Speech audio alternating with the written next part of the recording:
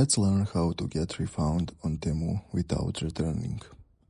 First, let's open Temu app on your phone and make sure you're logged into your account. When you do that, you can see a little man icon in bottom of the screen and you need to click on it. That will send you on your profile page where you need to look in top right corner of the screen and you can see a headphone icon where you need to click. Now you are come on support page and go to find return and refund option and you need to click on it.